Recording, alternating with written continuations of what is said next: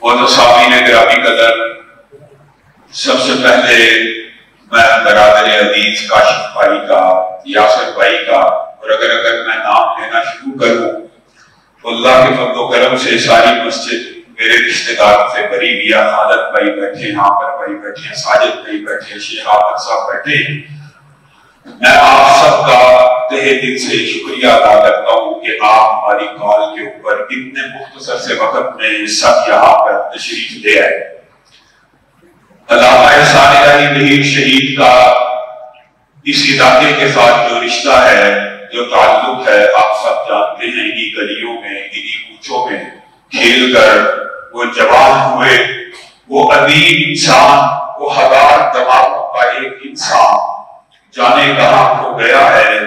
قلم کی عظمت اجڑ گئی ہے، زبان کا دور بیان گیا ہے، اور کلیوں کو وہ سینے کا لہو دے کے چلا ہے۔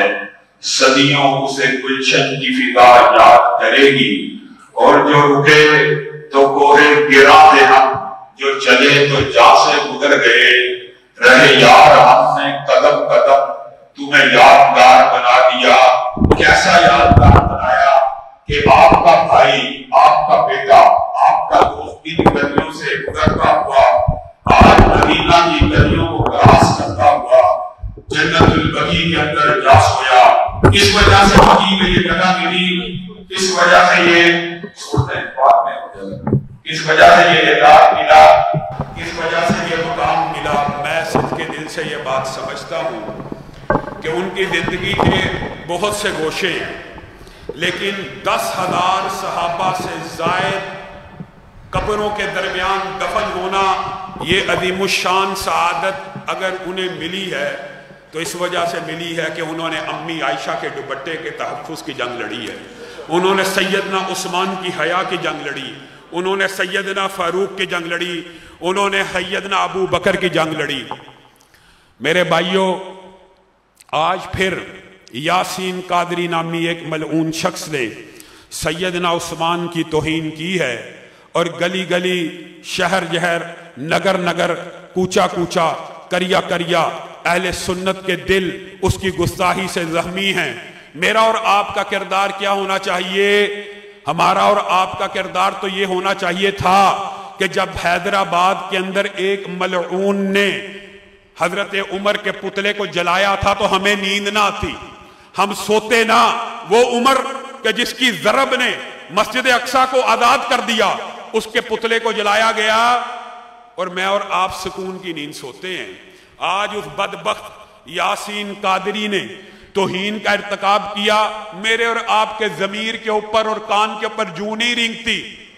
اگر ہم ایسے ہی رہیں گے اور ہم یہ خواہش کریں گے ہمیں شہادت کی موت مل جائے، جب تک ہم عظمت صحابہ کے جھنڈوں کو اٹھائیں گے نہیں، حرمت رسول کی جنگ نہیں لڑیں گے۔ ہم کہتے ہیں ہم نے مسجدوں کا تحفظ کرنا ہے، مسجد اقصی کا تحفظ بھی ہمارے ایمان کا حصہ ہے، لیکن کعبۃ اللہ کی بیٹیوں کا تحفظ کس نے کرنا ہے؟ آج پاکستان کے اندر، اس کے طول و عرض کے اندر مسجدیں مرثیہ ہاں ہیں کہ نمازی نہ رہے، وہ صاحب اوصاف حجازی نہ رہے۔ اس کا مطلب صرف یہ نہیں کہ نصب مسجد ویران ہیں، اس کا مطلب یہ بھی ہے کہ جو مسجدیں اللہ کے لیے بنائی گئیں ان کے اندر نمازوں کو پڑھنے نہیں دیا جا رہا، ان کے اندر نمازوں کو ادا نہیں کرنے دیا جا رہا۔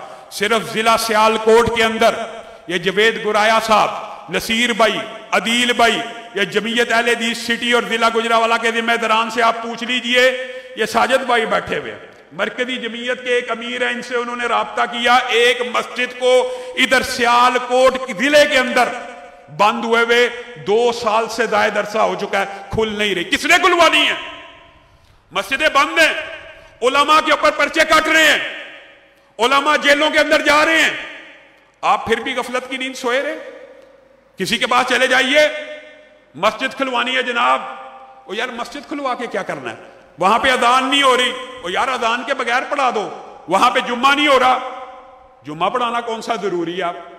اللہ کے بندو، اگر تم نہیں جاگو گے تو تمہارا نام تک بھی ان داستانوں میں نہیں ہوگا۔ ہم مسجد اقصی تو بڑی دور ہے، آپ اپنے ضلع سیالکوٹ کی 6 مسجدوں کو کھلوا نہیں سکے، آپ چاہتے ہیں مسجد اقصی کو فتح کر دیا جائے؟ اپنے ضمیروں کے اندر بھی جھانک کیے، آپ اگر بکھرے ہوئے ذرات ہے تو مل جائیے کہ صحرا نظر آئے، بکھرے ہوئے قطرات ہے تو مل جائیے کہ دریا نظر آئے۔ اور یزدانی صاحب نے میرے جذبات کو ہرا کر دیا۔ میں کچھ اور گفتگو کرنا چاہتا تھا، لیکن ان کا جو اینگل تھا، ان کی جو بات تھی، اسی بات کو میں آگے بڑھاتا ہوں۔ افحسبتم انما خلقناکم عبثا، کیا تم نے گمان کیا تمہیں بلا سبب پیدا کیا؟ یعنی اللہ نے تمہیں اور مجھے تخلیق کر دیا اور اس تخلیق کا کوئی مقصد ہی نہیں ہے۔ وما خلقت الجن والانس الا لیعبدون، آپ کیا سمجھتے ہیں کہ میرے سے آپ سے کل قیامت کے دن سوال نہیں ہونا؟ رسول اللہ صلی اللہ علیہ وسلم اپنے 2 صحابیوں کو لے کے بھوک سے جا رہے ہیں۔ ابو ایوب انصاری نے بکری ذبح کی، سادہ سے پکائے ہوئے 2 سالن، ایک کباب ڈھونڈ کے لے آئے گوشت کو، اور ایک سالن شوربے والا بنا کے سامنے رکھ دیا۔ کتنے دنوں کی بھوک ہے؟ کئی دنوں کی بھوک کے بعد 2 سادگی سے پکے ہوئے کھانوں کو اپنے سامنے پایا تو آنکھوں سے آنسو آ گئے، اور کیا کہا؟ ثم لتسألن یومئذ عن النعیم۔ اے ابو بکر، اے عمر، یہ وہ نعمتیں ہیں کہ جن کے بارے میں کل سوال ہوگا۔ میں نے اور آپ نے سمجھ لیا کہ پوری زمین و آسمان کی تخلیق بلا سبب ہے، اس کا کوئی مقصد ہی نہیں ہے۔ اگر زمین و آسمان کی تخلیق اور میرے اور آپ کی پیدائش کا کوئی مقصد نہ ہو، اللہ کے بندوں جو بات کر رہا ہوں، خدا کرے کہ یہ بات آپ کے دل میں اتر جائے، مجھے اور آپ کو اللہ رب العزت نے جانوروں کی طرح زندگی گزارنے کے لیے پیدا نہیں کیا۔ میرے سیالکوٹی بھائی ہیں کاروباری، ہم بھی کاروباری ہیں، ایک ہی سوچ ہے میری آپ کی، میں بھی شیخ ہوں، آپ کی بھی برادری ہے، کاروباری ہے۔ صبح اٹھنا ہے، دکان کھولنی ہے، شٹر کھولنا ہے، صبح اٹھنا ہے، دکان پہ جانا ہے۔ آپ کو پتا نا یہ محاورہ ہے کہ شیخوں کا بچہ پیدائشی MBA ہوتا ہے، اس کو پڑھانے کی ضرورت نہیں ہوتی۔ کی کرنا ہے؟ بابا ہٹی پہ چھوڑاؤ، دکان پہ چھوڑاؤ، صبح شٹر کھولنا ہے، رات تک کاروبار کرنا ہے، گھر آ کے سو جانا ہے۔ کیا زندگی کا مقصد یہی ہے کہ صبح گھر سے نکلو، پیسہ کماؤ، اپنے بیوی بچوں کا پیٹ پالو اور اس کے بعد سو جاؤ؟ اللہ کے بندو، یہ زندگی تو جانور بھی گزار لیتے ہیں۔ بچوں کو پالنا، بچوں کی تربیت کرنا صرف یہ زندگی کا مقصد نہیں ہے۔ اپنی زندگی میں کوئی نظریہ رکھیے، اپنی زندگی میں کوئی مشن رکھیے، اپنی زندگی میں کوئی نقطہ نظر رکھیے کہ میں اس دنیا میں آیا ہوں تو میری زندگی کا کوئی مقصد ہے، میں نے اپنی زندگی کو کسی مقصد کے تحت گزارنا ہے۔ آپ مجھے بتائیے، اگر میری اور آپ کی زندگی بلا سبب ہے، کوئی وجہ ہی نہیں ہے، بس ایسے ہی ہے، بس زندگی گزارنی ہے، اور اللہ رب العزت نے سورۃ کہف میں تو کتنی عجیب بات کی، هل ننبئکم بالاخسرین اعمالا الذین ضل سعیہم فی الحیاۃ الدنیا وہم یحسبون انہم یحسنون صنعا۔ جو بندہ صبح دکان پہ جاتا ہے، رات کو گھر آتا ہے، سو جاتا ہے، وہ سمجھتا ہے کہ میں نے بڑی اچھی زندگی گزاری۔ ہاں، بیوی بچوں کے منہ میں نوالا ڈالنا ثواب ہے، لیکن صرف دنیا ہی کے پیچھے دوڑنا یہ ثواب نہیں ہے۔ زندگی میں کوئی مشن ہونا چاہیے، اور وہ مشن حقیقی کیا ہے؟ میں اور آپ سارے کے سارے جنت میں داخل ہو جائیں۔ مشن یہ ہے، نظریہ یہ ہے۔ اگر میں اور آپ اپنی زندگی ایسے بلا سبب گزار کے چلے گئے اور ہماری زندگی کا ٹارگٹ جنت کا حصول نہیں ہے، یہ جو سٹرگل ہے، یہ جو محنت ہے، یہ جو علماء کے مقدمے لڑنا ہے، یہ جو مسجدوں کی حفاظت کرنا ہے، اس کا مقصد کیا ہوتا ہے؟ جنت کا حصول، اس کے علاوہ اس کا کوئی مقصد نہیں ہے۔ اور آپ کی اور میری زندگی کا اگر مقصد جنت کا حصول نہیں ہے تو آپ مجھے بتائیے، اللہ رب العزت نے ایک چیپٹر قرآن پاک میں عظیم الشان بیان کیا، آپ حیران رہ جائیں گے اگر اس کو سمجھنے کی کوشش کریں۔ ما یلفظ من قول الا لدیہ رقیب عتید، انسان کے حلق سے کوئی آواز، بامانی بے معنی کی بات نہیں ہو رہی، حلق سے، ما یلفظ، جو حلق سے نکلتی ہے آواز، اس کو ریکارڈ کرنے والے فرشتے ریکارڈ کر لیتے ہیں۔ اور آپ سمجھتے ہیں ہمیں بے سبب پیدا کیا؟ اللہ رب العزت نے ریکارڈنگ کا جو اتنا عمدہ سسٹم بنایا، کیا یہ بلا سبب؟ بیٹھ جائیں یار، بیٹھ جائیں، مستقل یار آپ ہل جل رہے ہیں۔ اللہ نے یہ جو بلا سبب پیدا کیا ہے، یہ ریکارڈنگ اتنی عظیم ہے، صرف ریکارڈنگ کا یہ جو سسٹم ہے، قرآن پاک اٹھائیے، اس ریکارڈنگ کے سسٹم کو دیکھیے۔ اگر حلق سے کوئی آواز نکلے، وہ اللہ رب العزت ریکارڈ کر لیتے ہیں۔ اذ یتلقی المتلقیان عن الیمین وعن الشمال، کوئی عمل کرو اس کو بھی لکھ لیتے ہیں، یہ بھی ریکارڈنگ ہے۔ اور یہاں تک آ گیا وَنَعْلَمُ مَا تُوَسْوِسُ بِهِ نَفْسُ، انسان کے ذہن میں یہ خیال آ سکتا ہے، یا ربانی صاحب بس کر دیں، انسان کے ذہن میں یہ خیال آ سکتا ہے کہ منہ سے الفاظ نکلے ریکارڈ ہو گئے، کوئی عمل کیا ریکارڈ ہو گیا، دل میں نیکی کا خیال آیا۔ ہم نے تو رسول اللہ سے سنا ہے کہ صرف نیکی کا خیال آنا بھی نیکی اور لکھ دی جاتی ہے۔ وہ کون لکھتا ہے؟ وَنَعْلَمُ مَا تُوَسْوِسُ بِهِ نَفْسُ، تمہارا رب اتنا عظیم ریکارڈنگ کرنے والا ہے کہ تمہارے دل میں بھی نیکی کا جو خیال آتا ہے اللہ رب العزت اسے بھی نوٹ کر لیتے ہیں۔ یہ اتنی عظیم ریکارڈنگ ہے کہ بندہ قیامت کے دن اٹھے گا تو کہے گا مَا لِي هَذَا الْكِتَابِ مَا لِي هَذَا الْكِتَابِ، اے اللہ یہ کیسی ریکارڈنگ ہے، اس نے نہ کوئی چھوٹا چھوڑا نہ کوئی بڑا چھوڑا۔ پھر اللہ اس ریکارڈنگ کے بدلے میں ریکارڈنگ چلا چلا کے مجھے اور آپ کو دکھلائے گا اقرا کتابک کفا بنفسک اليوم علیک حسیبا۔ آج میں رب سے حساب لینے کے لیے آئے ہو؟ نہیں نہیں نہیں، میں رب حساب کروں؟ اقرا کتابک کفا بنفسک اليوم علیک حسیبا۔ اپنی ریکارڈنگ خود پڑھ لو، اپنی ریکارڈنگ خود دیکھ لو، اور اپنا حساب کتاب بھی خود ہی کر لو۔ انسان کا ایک ایک لمحہ، اتنے بج کے اتنے منٹ تک سبحان اللہ کہا، اتنے بج کے اتنے منٹ پر اللہ اکبر کہا، اللہ تعالیٰ بھولنے والا نہیں ہے۔ یہ ریکارڈنگ جب انسان اپنے دنوں کی دیکھے گا، اللہ کی قسم ہر بندہ پہچان لے گا کہ میں نے گناہ زیادہ کیے ہیں کہ نیکیاں زیادہ کی ہیں۔ پوری ریکارڈنگ چل رہی ہے، انسان کو پتہ لگے گا یہ میری ریکارڈنگ ہے۔ انسان بچ سکے گا؟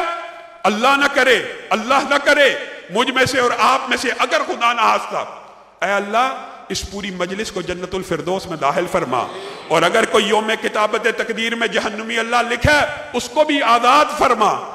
لیکن اگر خدا نہ خواستہ کوئی چلا گیا، آپ نے اس دنیا کو بے سبب بنایا، آپ نے مشن کے ذریعے، آپ نے جمعیت اہل حدیث کے لیے، آپ نے علماء کے دفاع کے لیے، آپ نے مسجدوں کے دفاع کے لیے نہ مال دینا ہے، نہ جان دینا ہے، نہ وقت دینی ہے۔ آپ سمجھتے ہیں آپ سے کچھ پوچھا ہی نہیں جانا؟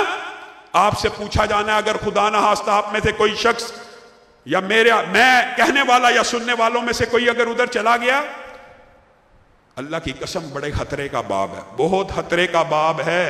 حضرات جہنم کو پتہ کیا کہیں گے؟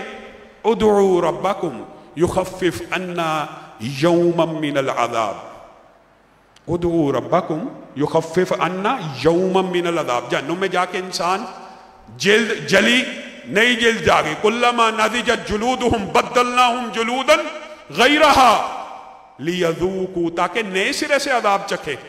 جلد جل رہی ہے، پھر نہیں آ رہی ہے، پھر جل رہی ہے، تنگ آ کے حضرت جہنم کو کہیں گے، قرآن کی آیت ہے ایک دن کی اللہ چھٹی دے دے، انا للہ و انا الیہ راجعون، ایک دن کی چھٹی دے دے۔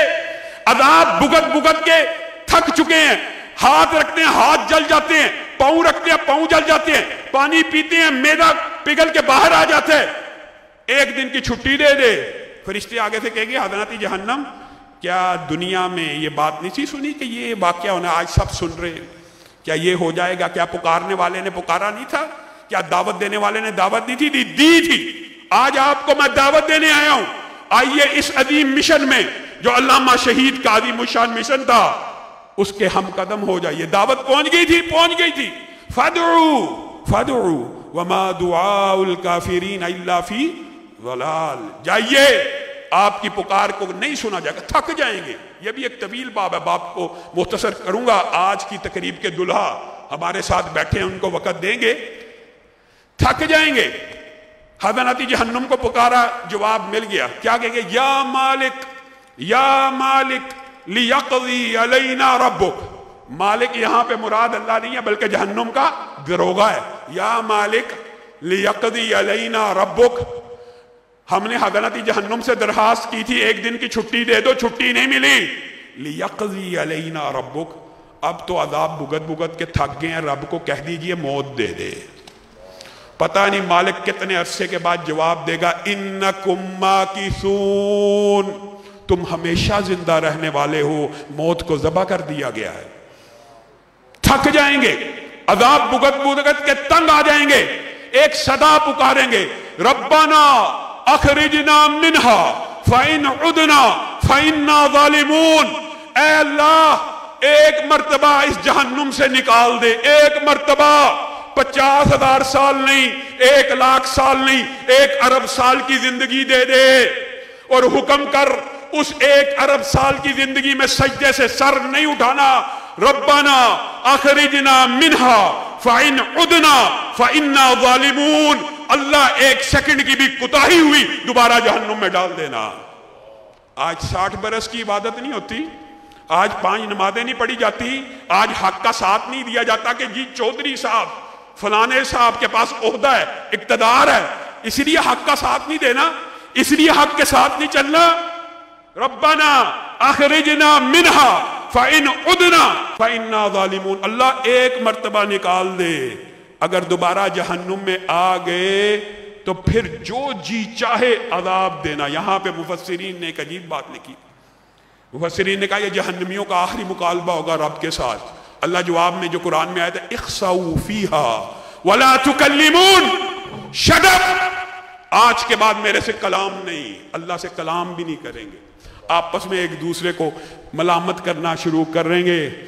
کہتے ہیں آپس میں, یہ بھی قرآن کے اندر تفصیلی ذکر, صبر کر لیتے ہیں, صبر کر لیتے ہیں, ہم اس عذاب پہ نکالا جائے گا. شیطان کے پاس جائیں گے, کہیں گے تو بڑا بے غیرت ہے, تو نے ہمیں گمراہ کیا, تو نے کہا تھا حق کا ساتھ نہ دینا, سچ کے قافلے کا, حریت فکر کا, آزادی اظہار کا, دفاع مساجد کا, دفاع علماء کا ساتھ نہ دینا, چند ٹکوں کی, چند چھوٹے چھوٹے مفادات کی خاطر ساتھ نہ دینا حق کا. آج مسجد اقصیٰ کی آواز نہ اٹھانا, اسرائیل کے ساتھ تعلقات کو خراب نہ کرنا, بیڑا غرق ہو جائے گا. آج یہ ہو جائے, چھوٹے چھوٹے مفادات ہیں. شیطان کو کہیں گے تو نے ہمیں یہ بہکایا تھا, فلا تلومونی ولوموا انفسکم. شیطان آگ کے منبر میں بیٹھ کے کہے گا مجھے ملامت کرتے ہو, مجھے ملامت کرتے ہو, بدبختو تمہیں پتا نہیں تھا, تمہارے رب کا وعدہ سچا تھا اور میں شیطان جھوٹا تھا. اب بتائیے آپ کو اور مجھے ایک نظریاتی زندگی گزارنے کی ضرورت ہے. ہم صبح اٹھیں, بیوی بچوں کا پیٹ پالنا سنت ہے, لیکن پوری زندگی بیوی بچوں ہی کا پیٹ پال لیں, امت کے لیے کچھ نہیں کرنا, امت کے لیے کچھ نہیں کرنا, اپنے مسلک کے لیے, اہل حدیث کے لیے, اہل سنت کے لیے کوئی قربانی نہیں دینی. مسجد اقصیٰ کے امام آپ کے پاس تشریف لے کے آئے ہیں. آپ کے لیے سب سے پہلی بات جمعیت اہل حدیث کے لیے اور میرے لیے اور میرے ان رفقا کے لیے یہ بہت بڑے اعزاز کی بات ہے. ان کے والد محترم سب سے زیادہ عرصے تک بیت المقدس کے امام رہے ہیں, سب سے زیادہ. آج یہ فلسطین کے رکن پارلیمنٹ ہیں اور امام مسجد اقصیٰ ہیں. ان کے ساتھ ان کے والد کی میرے والد کے ساتھ ایک نسبت تھی, اللہ تعالیٰ نے وہی سلسلہ اولادوں میں بھی جاری کر دیا. اس کا سبب یہ قاضی عبدالقدیر خاموش, میرے باپ کا سپاہی, میرے باپ کا جرنیل, اہل حدیثوں کا مظلوم کردار, کہ جو علامہ شہید کے بعد ان کے قتل کی پوری تحریک چلاتا رہا. اور افسوس بے شمار سہن ہائے گفتنی, خوف فساد خلق سے نہ گفتہ رہ گئی. اللہ کی قسم منہ کے اوپر اس لیے نہیں کہنا چاہتا کہ قاضی صاحب بوڑھے ہو چکے ہیں, بیمار ہیں, ان کو تکلیف نہ ہو, لیکن یہ ایسا مظلوم ہے, اس کے اوپر علامہ احسان اللہ ظہیر کے قتل کا مقدمہ درج کروا دیا گیا, جو علامہ شہید کے قتل کی تحریک چلاتا تھا. تحریک کیوں چلائی جا رہی ہے؟ حکومت پنجاب نواز شریف صاحب نے ان کے خلاف اخباروں میں اشتہار دیے, تو اپنے گروبانوں میں جھانکنے کی ضرورت ہے. مسجد اقصیٰ کے حوالے سے آپ میرے بیانات کو سن چکے ہیں.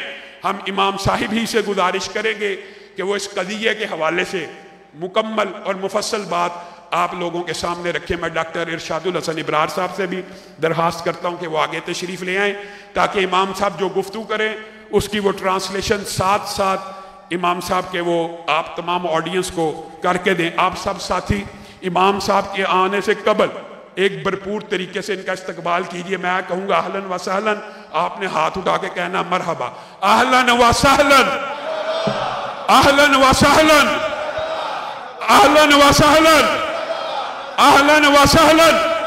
لبیک یا اقصیٰ, آپ نے کہا لبیک یا, لبیک یا, لبیک یا, لبیک یا.